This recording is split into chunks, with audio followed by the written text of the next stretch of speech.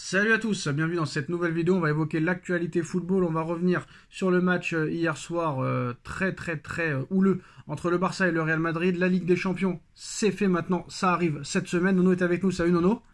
Salut Sacha. Alors Nono, on a beaucoup d'interrogations pour le match d'Arsenal. Quelle image va-t-on voir du Paris Saint-Germain? Est-ce qu'on va voir le Paris Saint-Germain du mois d'août jusqu'au mois de décembre? Est-ce qu'on va voir le PSG de décembre-mars, ou est-ce qu'on va revoir le PSG du mois d'avril? Alors Enrique aujourd'hui à Téléfoot a avoué qu'il y a eu un relâchement après le match aller contre Aston Villa, et il a avoué ce matin sur Téléfoot que Paris n'est pas la meilleure équipe d'Europe. Alors en ce qui concerne Enrique ou en ce qui concerne la presse internationale, Nono, en à peu près 3 semaines, on est passé de la meilleure équipe d'Europe aux gros outsiders. Maintenant, c'est Barcelone, le grandissime favori. Le deuxième favori, c'est Arsenal, vu qu'ils ont éliminé le Real Madrid et qu'ils restent sur une dynamique positive. Et là, l'Inter, après leurs 3 défaites d'affilée, sans marquer le moindre but et en encaissant beaucoup, et Paris qui perd contre Nice, qui fait match nul contre Nantes, qui perd contre Aston Villa, bah très clairement, tout le monde voit une finale Arsenal-Barcelone, la revanche de 2006, Nono. Luis Enrique a dit qu'on n'était pas la meilleure équipe d'Europe. Il y a un relâchement, il y a une incertitude, il y a le doute qui commence à s'installer.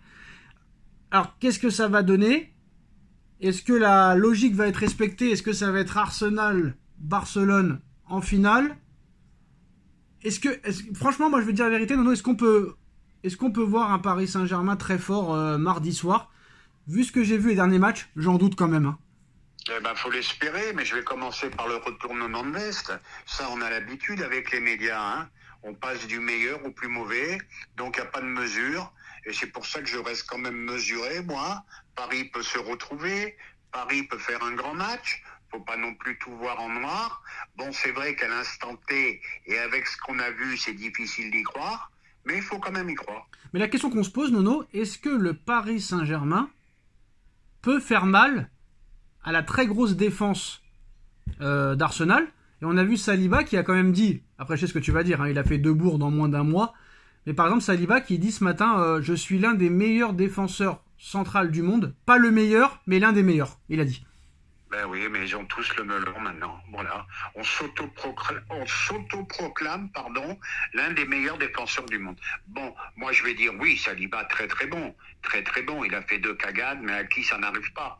Mais voilà, faut qu'ils arrêtent les mecs. Qu'ils arrêtent de s'autoproclamer. Moi je suis le meilleur, l'autre c'est le meilleur, l'autre c'est le meilleur. Stop. Maintenant quant au match, le match, je vais te dire, faut rester optimiste, hein.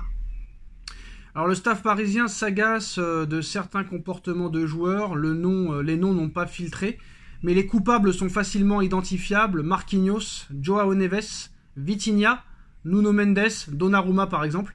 En interne, certains regrettent que les éloges aient un peu étourdi des éléments peu habitués à évoluer sous la lumière. Problème, un relâchement total des attitudes qui dérangent et le retour de l'inefficacité. Eh oui, parce qu'on les a fait passer de bons joueurs à stars. Et ça a été encore une fois trop vite.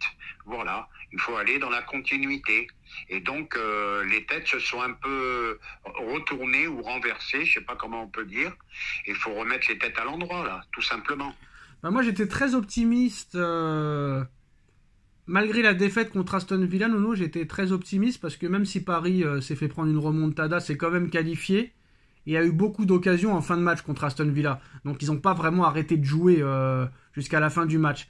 Mais depuis la fin du match contre Aston Villa, depuis le match contre Le Havre et la défaite très difficile, la victoire très difficile de 2-1, le match contre Nantes et le match contre Nice, t'en as pris quand même 3 contre Nice, c'est pas rien, avec l'équipe type en plus de ça. Moi franchement, je vois un PSG dominateur qui a beaucoup d'occasions, mais je vois encore soit un gardien en état de grâce, ou soit un manque d'efficacité cruel, et on va encore tomber de très haut, et après on fera des débriefs. Et si on avait mis les occasions, on aurait été qualifié. C'est comme contre Dortmund, Nono. Si les 6 poteaux des matchs aller-retour se transforment en but, on aurait gagné 3-1 contre Dortmund à l'aller, 3-1 contre Dortmund au retour, et on aurait été en finale contre le Real l'année dernière. Donc moi j'ai peur, Nono, qu'il se passe exactement la même chose que contre Dortmund l'année dernière. Ça peut être tout ou rien, c'est-à-dire soit que tu peux en mettre 3, ou soit tu as 36 occasions, t'en mets pas un. On va répéter toujours les mêmes choses, hein. Le ballon, faut le mettre au fond. Voilà, faut savoir tuer un match, faut savoir faire mal à l'adversaire. Et tant que tu n'arrives pas à ça, c'est pas bon. Et c'est mauvais signe. Voilà. Quand tu as 36 occasions et tu marques pas, comme contre Nice, tu te dis, ben voilà, tu veux que je vais prendre un contre et ça n'a pas manqué. Bon, on va pas se cacher quand même que les absences de Calafiori, de Gabriel, de Havertz ou de Partey pour le match aller sont un avantage. On doit absolument pas perdre par 2 buts d'écart, surtout ou plus. Tout autre résultat est un résultat quand même négatif hein, si on perd de 2 buts d'écart. Mais en tout cas, Nono, ils ont quand même des absents. Thomas Partey au milieu de terrain, quand même, ça vaut son pesant d'or. Mais bon, je sais pas.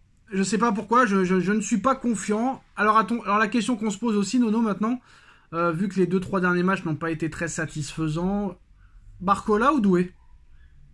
Alors là, vu que je pense qu'Arsenal aura la possession, je pense qu'il faut profiter de la vitesse de Barcola, là. Voilà, sans rien enlever à Doué. Hein. Moi, je le jette pas parce qu'il a fait un mauvais match. Hein.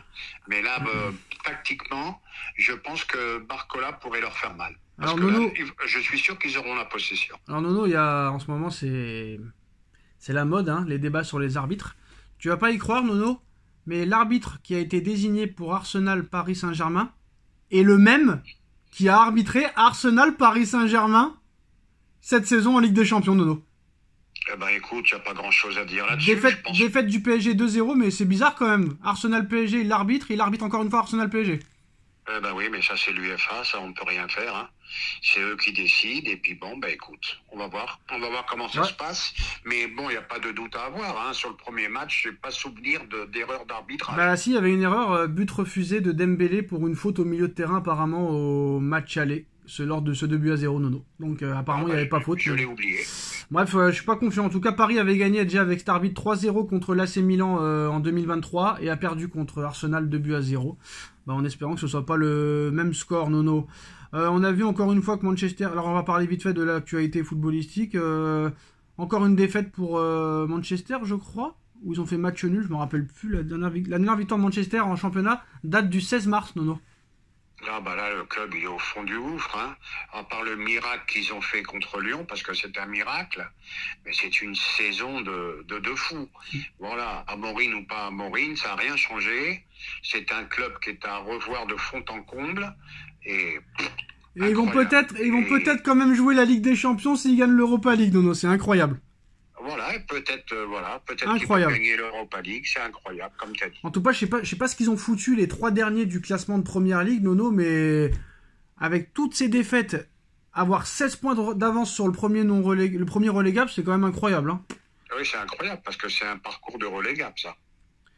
Voilà, alors Nono aussi, avant de parler des autres matchs, le suspense quand même en Ligue 1, Nono. 2 points séparent le deuxième du 7ème de Ligue 1, Nono. Bah oui, alors là, c'est vraiment un gros suspense. Bon, bah, j'ai pas de favori. Peut-être quand même, malgré tout, Marseille par rapport à son calendrier. Là, contre Brest ce soir, il ne doit pas y avoir de gros soucis. Mais maintenant, tout va se jouer sur ce Marseille-Lille, à mon avis. Et puis voilà, il y a tellement si peu d'écart que là, faut éviter le moindre faux pas. Bon, attention à Brest quand même, attention, rien à perdre là, ils sont dans le ventre mou. On verra ce soir, mais moi, j'y crois pas trop. Mais par contre, à Lille, ils vont être en danger. Tu connais les magouilles de dernière journée. Hein. Il y en a qui disent que Paris va faire exprès de perdre à Strasbourg pour que Marseille ne soit pas en Ligue des Champions. Il y en a qui disent que Habib Beye, avec Rennes, va faire exprès de perdre contre Marseille à la dernière journée pour qu'il soit en Ligue des Champions. Est-ce que tu y crois à ça ? Non, mais je rentre plus là-dedans, moi. Ça suffit. J'ai eu ma dose avec le Real Madrid. Non, mais moi que Beye perd le dernier match avec Rennes pour que Marseille en Ligue des Champions, j'y crois ça. Ça, j'y crois par contre. Moi, j'y crois pas. Moi, j'y crois, moi. Moi, j'y crois pas. Moi, j'y crois. Parce qu'autrement, si on raisonne comme ça, on n'en finit plus. Non, mais moi, j'y crois. Il a aucun intérêt de gagner ce match. Ils sont sauvés. Ils sont 10e du classement. Beye, j'ai pas. Tu me diras, ils en ont pris 4 à Lyon. Hein. Voilà. Il n'y a peut-être pas besoin de... C'est ça. Et Nono, pour revenir sur le match du Classico hier, catastrophique, hein, franchement, c'était vraiment une image invraisemblable. Apparemment, Rudiger risque entre 4 et 12 matchs de suspension. Pour moi, c'est vraiment pas beaucoup. Hein. Il a quand même lancé deux glaçons dans la tête de l'arbitre. Donc, c'est pas normal. Il y a aussi Bellingham, Vinicius, Vasquez et je ne sais plus qui ont été exclus. Donc, on ne sait pas s'ils vont être suspendus pour les prochains matchs. En plus de ça, Carlo Ancelotti, Nono, va quitter son poste dans les prochains jours d'entraîneur. Et il va entraîner officiellement la sélection brésilienne, la Seleção. Et pour l'instant, pas de remplaçant en vue. Oui, je pense que ça va être... c'est peut-être son fils, l'adjoint, qui va finir la saison. Bon, maintenant... Ah non, il part avec son staff. Il part avec son staff. Hein. Il part avec son staff. Ah bah tu vois, voilà, ça vient de tomber il y a une seconde. C'est incroyable. Le Real Madrid a déjà contacté Jürgen Klopp à 2 reprises afin de savoir ses intentions à propos de son futur. Apparemment, Xabi Alonso, il n'est pas intéressé pour aller au Real. On l'avait raison, on l'avait dit. Hein. On l'avait dit. On l'a dit hier soir. Bon, bah si c'est Klopp, c'est un gros morceau. Mais maintenant, je vais revenir sur l'attitude des joueurs madrilènes hier. Mais c'est inexcusable, c'est inadmissible. La pression qu'ils ont mis à l'arbitre, le manque de respect envers l'arbitre, envers tout, envers le sport, envers le jeu. Mais ça a été une catastrophe cette soirée. Et moi je trouve qu'on n'en a pas parlé assez. Hein. Je lis partout, on a fait que ça. On a vu un très très beau match, ok. Mais il faut quand même parler de tous les incidents qu'il y a eu. Mais l'arbitre, ils l'ont rendu fou. On a parlé que de ça, qu'est-ce que tu racontes? On a parlé que de ça, qu'est-ce que tu racontes? On a fait que ça d'en parler. Qu'est-ce que tu racontes? Eh ben pas assez, je trouve. On va en parler combien de temps? Il fallait appuyer encore plus. Mais qui? Nous? Non, les médias, je te parle. Ah bah, Tarago, faut mieux qu'il se cache parce que je te raconte pas. Hein. Comment il s'est fait allumer depuis hier, il se fait allumer de tous les côtés. Eh ben je te l'ai dit, moi, je te l'avais dit. Donc tu vois, tu disais qu'il était pro Mbappé, bah pas du tout, hein, en fait. Voilà, bah oui, mais alors maintenant, si on peut plus dire les choses comme on veut, bon, bah qu'est-ce que j'entends, moi Mbappé, meilleur buteur, il dépasse d'un but Ronaldo. Bon, c'est le Barça qui a gagné. Qu'est-ce que vous me parlez de Mbappé? Voilà, c'est ça que je veux dire. Mais enfin bref, une ambiance, une atmosphère, vraiment que j'ai détesté hier soir.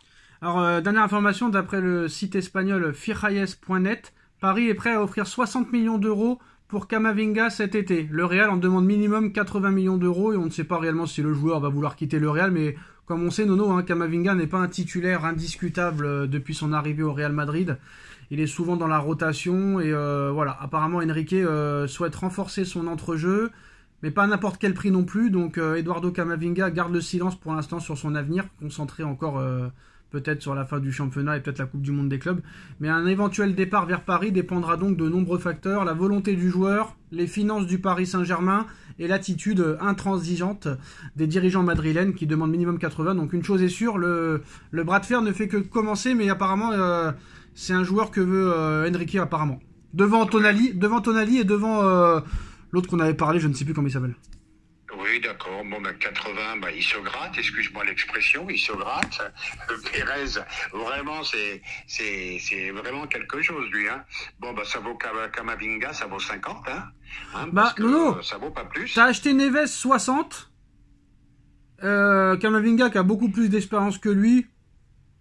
80, c'est pas non plus choquant quand t'as acheté Neves 70. 22 ans, Camavinga. Oui, mais parce que le PSG surpaye, le PSG achète trop cher. Bah non, ils en voulaient 130. Ils en voulaient 130 de Neves, il a fait baisser le prix à 60. Ah oui, alors on peut aller aussi jusqu'à 180. Bah non, mais attends, Nono, tu veux que je te dise combien de milieux de terrain? Tu veux que je te dise combien de milieux de terrain City ils ont acheté à plus de 70 millions, Nono? Eh bah oui, mais ils ont fait que des merdes. Mais qu'est-ce que tu crois? Tu crois que ils ont juste gagné avec des champions en 2023, c'est tout. Bref. Ouais, d'accord. Oh, d'accord. Si tu la veux pas, hein, t'inquiète pas. Mais bon, Camavinga 80, je suis pas impressionné. Voilà, je suis pas impressionné. C'est pas comme si ils demandaient 150 millions. Après Paris, ils iront pas au-delà de 60. Alors, n'oublions pas qu'ils l'ont acheté que 30 à Rennes. Hein. Oui, et puis c'est le prix que ça vaut, maximum 60. Bah après, il a jamais fait une saison titulaire indiscutable et il a très peu déçu à chaque fois qu'il a joué quand même. Hein. Ah, quand il joue, il a de l'impact. Par contre, le point d'interrogation, Nuno, c'est qu'il est ni titulaire avec Ancelotti, ni titulaire avec Deschamps. Ça peut poser peut-être une interrogation. Ça veut dire ce que ça veut dire. Ça, j'ai jamais compris d'ailleurs. Bah voilà les gars. Peut-être des manques. Bah voilà les gars, c'est la fin de cette vidéo. Dites-nous en commentaire ce que vous en pensez. Et à très vite. Tchuss. Tchuss.